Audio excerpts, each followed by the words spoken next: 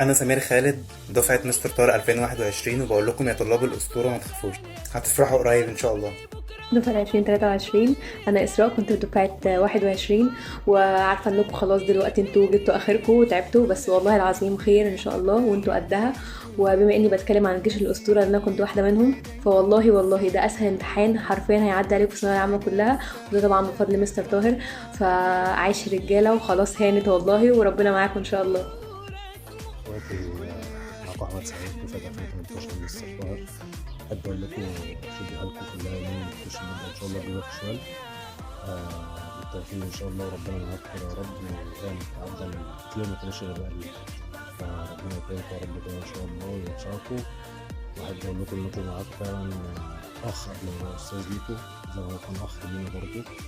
فربنا معاكم يا رب، وتجيبوا الماده في شوال في كل مواد في الشغل، مش مدري بس عشان خاطر هي ثانوية عامة، ثانوية عامة يعني.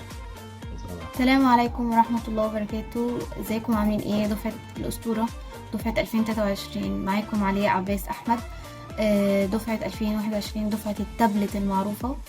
أتمنى ان انتوا تكونوا كويسين وتكونوا عملتوا اللي عليكم. فأنا جاية أقول لكم بس ما تقلقوش، إن فرج ربنا قريب، وما تقلقوش لأنه هينصركم بإذن الله. بداية عشان انتوا مش عارفيني، انا احمد نجيب دفعة 2020، دفعة الكورونا مع مستر طارق.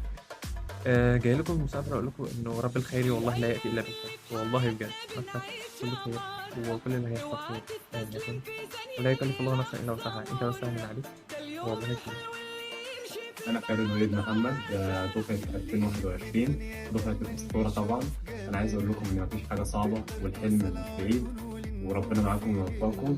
أنتوا جيش الأسطورة، ربنا معاكم. السلام عليكم، ازيك يا شباب؟ عاملين ايه؟ يا رب تكونوا بخير. انا اسمي يحيى احمد، دفعه مستر طارق 2020.